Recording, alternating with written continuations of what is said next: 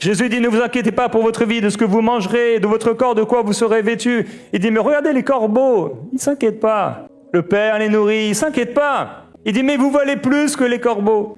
Il dit, petit troupeau, votre Père a trouvé bon de te donner le royaume. Mon frère, ma sœur, tu as reçu le royaume de Dieu. Il y a tout dans le royaume. Il y a la vie dans le royaume, il y a la joie dans le royaume, il y a la paix dans le royaume, il y a l'abondance dans le royaume. Tu as tout reçu. Il y a la guérison dans le royaume. Il y a tout ce dont tu as besoin dans le royaume. Alors, la Bible dit, ne dis pas pourquoi les jours d'autrefois étaient meilleurs que ceux d'aujourd'hui. Cela ne viendrait pas de la sagesse. Il y a des gens, et c'est vrai, j'en ai fait partie. Des fois, tu regardes des saisons en arrière et tu te dis, ah, c'était tellement mieux. Mais la Bible dit, arrête de dire ça. Parce que dire ça veut dire que quelque chose, d'une certaine manière, tu ne penses pas que Dieu peut faire encore mieux. Il nous appelle à aller de gloire en gloire. La gloire d'hier, merci Seigneur. Je suis tellement reconnaissant à Dieu pour la gloire d'hier et pour la gloire d'aujourd'hui. Mais j'ai cette assurance que la gloire de demain sera plus glorieuse.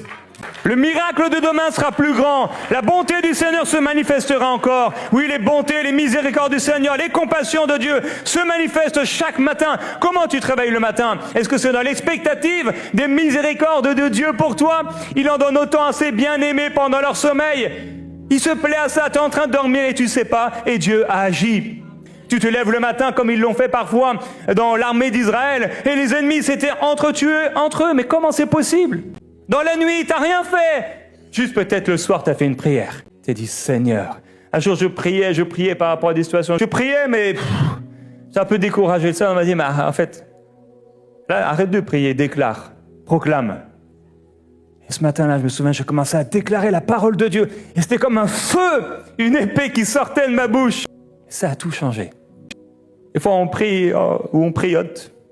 Frank parlait des prêchettes, moi je vous parle des priotes. Oh Seigneur, aie pitié de moi. Ah, il a déjà eu pitié de toi. Il veut te sortir de là. C'est pas le ciel n'est jamais un problème. C'est sur la terre le problème. C'est dans nos têtes le problème. C'est parfois dans notre cœur le problème. Quand Jésus allait parmi les siens, c'était le même Jésus, je veux dire. Le matin, il n'avait rien mangé de différent, mais parmi les siens, il n'a pas pu faire beaucoup de miracles. Pourquoi? Parce qu'ils étaient incrédules.